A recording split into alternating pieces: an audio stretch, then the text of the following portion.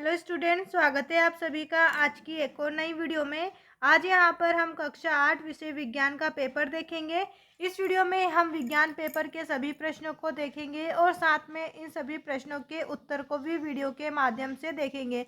Video को ध्यान से देखना। अगर आप हमारे चैनल पर पहली बार आए हैं तो चैनल को सब्सक्राइब कर दीजिए और इस वीडियो को लाइक करके अपने सभी दोस्तों के साथ भी शेयर कर दीजिए।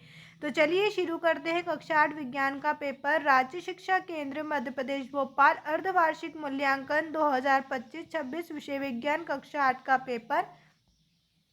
प्रश्न नंबर 1 है, इनमें से कौन सी रबी की फसल है। यहाँ पर आपको ऑप्शन बी पर टिक कर देना है।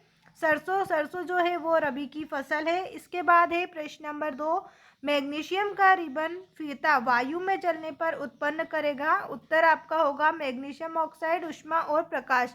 यहाँ आपको ऑप्शन सी पर टिक करना है।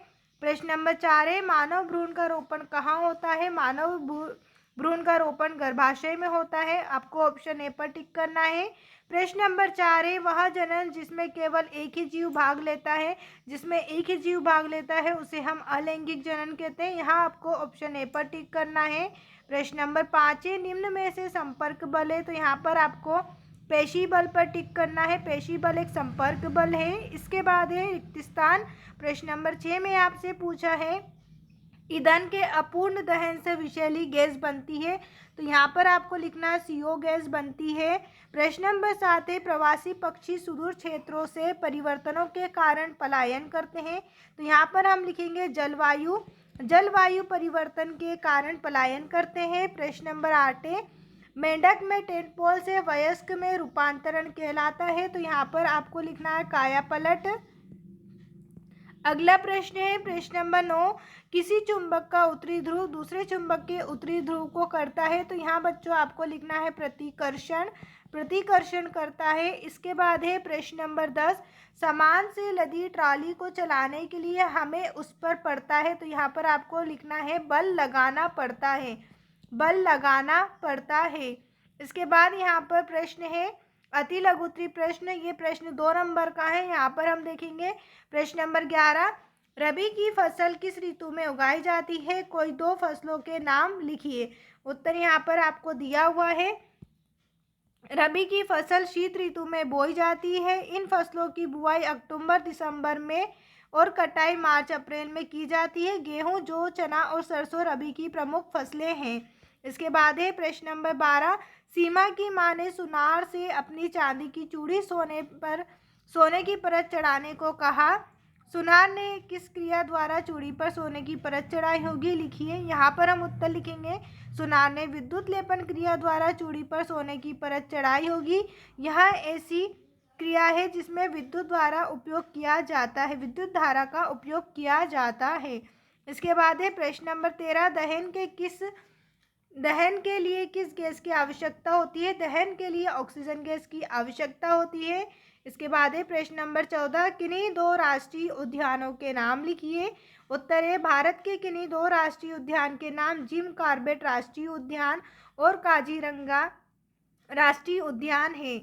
इसके बाद है प्रश्न नंबर 15, अमीबा में किस विधि द्वारा नए जीव का विकास होता है। उत्तर है अमीबा द्विखंडन नामक विधि द्वारा नए जीवों का विकास करता है, जो एक प्रकार का अलैंगिक प्रजनन है। इसके बाद है प्रश्न नंबर 16, कविता ने देखा उसकी मां ने अनाज को छान रही थी। वह अनाज के छोटे कण नीचे गिर रहे थे। कणों का नीचे की ओर गिरना किस बल का उदाहरण है। इस बल का एक अन्य उदाहरण भी लिखिए। उत्तर है कणों का नीचे की ओर गिरना गुरुत्वाकर्षण बल का उदाहरण है। इस बल का एक और उदाहरण है पेड़ से फल का नीचे गिरना। इसके बाद है लघुत्तरी प्रश्न। यहाँ प्रश्न 3 नंबर वाले रहेंगे। प्रश्न नंबर 17 है, जीवाणु मिट्टी की उर्वरता को बढ़ाने में किस प्रकार सहायक है। उत्तर हम लिखेंगे जीवाणु कई तरीकों से मिट्टी की उर्वरता बढ़ाते हैं, जैसे नाइट्रोजन का स्थिरीकरण, कार्बनिक पदार्थों का अपघटन और पौधों के लिए पोषक तत्वों की उपलब्धता बढ़ाना। इसके बाद है प्रश्न नंबर 18। प्रश्न नंबर 18 करने से पहले अगर अभी तक आपने हमारे चैनल को सब्सक्राइब नहीं किया है तो चैनल को सब्सक्राइब कर दीजिए और साथ में इस वीडियो को लाइक करके अपने बाकी सभी दोस्तों और भाई बहनों के साथ भी शेयर कर दीजिए। प्रश्न नंबर 18 है, किसी सर्दी जुकाम किसी सर्दी जुकाम रोग से पीड़ित व्यक्ति के संपर्क में आने पर हम भी उस रोग से पीड़ित हो जाते हैं। क्यों? ऐसे रोगों को किस किस श्रेणी में रखा गया है? उत्तर हम लिखेंगे सर्दी जुकाम एवं विषाणु जनित रोग है। ये वायु या अन्य संक्रमित चीज़ों के माध्यम से पीड़ित व्यक्ति से स्वस्थ व्यक्ति में पहुंच जाते हैं।